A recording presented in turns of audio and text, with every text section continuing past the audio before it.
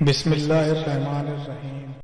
چنانچہ میسرہ نے آپ سے کہا، اے محمد، ہم سال یہ سیدہ خدیجہ کے لیے تجارت کر رہے ہیں، مگر اتنا زبردست نفع ہمیں کبھی نہیں ہوا جتنا اس بار ہوا۔ آخر قافلہ واپس مکہ کی طرف روانہ ہوا۔ میسرہ نے اس دوران صاف طور پر یہ بات دیکھی، جب گرمی کا وقت ہوتا تھا، نبی کریم صلی اللہ علیہ وسلم اپنے اونٹ پر ہوتے تھے تو دو فرشتے دھوپ سے بچانے کے لیے آپ پر سایہ کیے رہتے تھے۔ ان تمام باتوں کی وجہ سے میسرہ کے دل میں آپ کی محبت گھر کر گئی اور یوں لگنے لگا جیسے وہ آپ کا غلام ہو۔ حضور صلی اللہ علیہ وسلم دوپہر کے وقت مکہ میں داخل ہوئے۔ آپ باقی قافلوں سے پہلے پہنچ گئے تھے۔ آپ سیدھے حضرت خدیجہ رضی اللہ تعالی عنہا کے گھر پہنچے۔ وہ اس وقت چند عورتوں کے ساتھ بیٹھی تھیں۔ انہوں نے دور سے آپ کو دیکھ لیا۔ آپ اونٹ پر سوار تھے اور دو فرشتے آپ پر سایہ کیے ہوئے تھے۔ حضرت خدیجہ رضی اللہ تعالی عنہا نے یہ منظر دوسری عورتوں کو بھی دکھایا۔ وہ سب بہت حیران ہوئی۔ حضور صلی اللہ علیہ وسلم نے حضرت خدیجہ رضی اللہ تعالی عنہا کو تجارت کے حالات سنائے، منافع کے بارے میں بتایا۔ اس مرتبہ پہلے کی نسبت دگنا منافع ہوا تھا۔ حضرت خدیجہ رضی اللہ تعالی عنہا بہت خوش ہوئیں۔ انہوں نے پوچھا، میسرہ کہاں ہے؟ آپ نے بتایا وہ ابھی پیچھے ہے۔ یہ سن کر سیدہ نے کہا، آپ فوراً اس کے پاس جائیں اور اسے جلد سے جلد میرے پاس لائیں۔ آپ واپس روانہ ہو گئے۔ حضرت خدیجہ رضی اللہ تعالی عنہا نے دراصل آپ کو اس لیے بھیجا تھا کہ وہ پھر سے وہی منظر دیکھنا چاہتی تھی، جاننا چاہتی تھیں کیا اب بھی فرشتے ان پر سایہ کرتے ہیں یا نہیں۔ جو ہی آپ روانہ ہوئے، یہ اپنے مکان کے اوپر چڑھ گئیں اور وہاں آپ کو دیکھنے لگی۔ آپ کی سان اب بھی وہی نظر آئی۔ اب انہیں یقین ہو گیا کہ ان کی آنکھوں نے دھوکہ نہیں کھایا تھا۔ کچھ دیر بعد آپ صلی اللہ تعالی وسلم میسرہ کے ساتھ ان کے پاس پہنچ گئے۔ حضرت خدیجہ رضی اللہ تعالی عنہا نے میسرہ سے کہا، میں ان پر دو فرشتوں کو سایہ کرتے ہوئے دیکھا ہے، کیا تم نے بھی کوئی ایسا منظر دیکھا ہے؟ جواب میں میسرہ نے کہا، میں تو یہ منظر اس وقت سے دیکھ رہا ہوں جب قافلہ یہاں سے شام جانے کے لیے روانہ ہوا تھا۔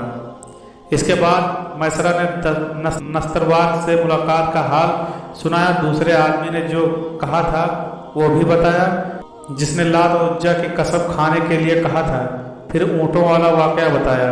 یہ تمام باتیں سننے کے بعد سیدہ خدیجہ رضی اللہ تعالی عنہا نے آپ کو طے شدہ اجرت سے دگنا دی، جبکہ طے شدہ اجرت پہلے ہی دوسرے لوگوں کی نسبت دو گنا تھی۔ ان تمام باتوں سے سیدہ خدیجہ رضی اللہ تعالی عنہا بہت حیران ہوئی۔ اب وہ اپنے چچا جات بھائی ورقہ بن نوفل سے ملی۔ یہ پچھلی کتابوں کے عالم تھے۔ سیدہ خدیجہ رضی اللہ تعالی عنہا نے جو کچھ دیکھا اور میسرہ کی زبانیں سنا، وہ سب حق کہہ سنایا۔ ورقہ بن نوفل عیسائی مذہب سے تعلق رکھتے تھے، اس سے پہلے یہودی تھے۔ سیدہ خدیجہ رضی اللہ تعالی عنہا کی تمام باتیں سن کر ورقہ بن نوفل نے کہا، خدیجہ اگر یہ بات سچ ہے تو سمجھ لو محمد اس امت کے نبی ہیں۔ میں یہ بات جان چکا ہوں کہ وہ اس امت کے ہونے والے نبی ہیں۔ دنیا کو انہی کا انتظار تھا، یہی ان کا زمانہ ہے۔ یہاں یہ بات بھی واضح ہو جائے کہ نبی اکرم صلی اللہ تعالی وسلم نے سیدہ خدیجہ رضی اللہ تعالی عنہا کے لیے تجارتی سفر صرف ایک بار نہیں کیا، چند سفر اور بھی کیے۔ سیدہ خدیجہ رضی اللہ تعالی عنہا ایک شریف اور پاک باز خاتون تھی۔ نسب کے اعتبار سے بھی قریش میں سب سے اعلیٰ تھی۔ انہیں قریش کی سیدہ کہا جاتا تھا۔ قوم کے بہت سے لوگ ان سے نکاح کے خواہش مند تھے۔ کئی نوجوانوں کے پیغام ان تک پہنچ چکے تھے، لیکن انہوں نے کسی کے پیغام کو قبول نہیں کیا۔ نبی اکرم صلی اللہ علیہ وسلم کے سفر سے واپس آئے تو آپ صلی اللہ علیہ وسلم کی خصوصیات دیکھ کر اور آپ کی باتیں سن کر وہ آپ صلی اللہ علیہ وسلم سے بہت زیادہ متاثر ہو چکی تھی۔ لہٰذا انہوں نے ایک خاتون نفیسہ بنت منیحہ کو آپ کی خدمت میں بھیجا۔ انہوں نے آ کر آپ سے کہا کہ اگر کوئی دولت مند اور پاک باز خاتون خود آپ کو نکاح کی پیشکش کرے تو کیا آپ مان لیں گے؟ ان کی یہ بات سن کر آپ نے فرمایا، وہ کون ہے؟ نفیسہ نے فوراً کہا، خدیجہ بنت خویلد۔ آپ نے انہیں اجازت دے دی۔ نفیسہ بنت منیحہ سیدہ خدیجہ رضی اللہ تعالی عنہا کے پاس آئیں انہیں ساری بات بتائی۔ سیدہ خدیجہ رضی اللہ تعالی عنہا نے اپنے چچا عمر بن اسد کو اطلاع کرائی تاکہ وہ آ کر نکاح کر دیں۔ سیدہ خدیجہ رضی اللہ تعالی عنہا کی اس سے پہلے 2 مرتبہ شادی ہو چکی تھی۔ ان کا پہلا نکاح عتیق ابن مائد سے ہوا تھا، اس سے ایک بیٹی ہندہ پیدا ہوئی تھی۔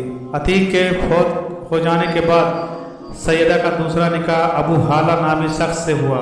ابو حالہ کی وفات کے بعد سیدہ خدیجہ رضی اللہ تعالی عنہا بیوگی کی زندگی گزار رہی تھی کہ انہوں نے آپ صلی اللہ تعالی وسلم سے نکاح کا ارادہ کر لیا۔ اس وقت سیدہ کی عمر 40 سال کے لگ بھگ تھی۔ سیدہ خدیجہ رضی اللہ تعالی عنہ کے چچا عمرو بن اسود وہاں پہنچے۔ ادھر نبی کریم صلی اللہ علیہ وسلم بھی اپنے چاچاؤں کو لے کر پہنچ گئے۔ نکاح کس نے پڑھا اس بارے میں روایت مختلف ہے۔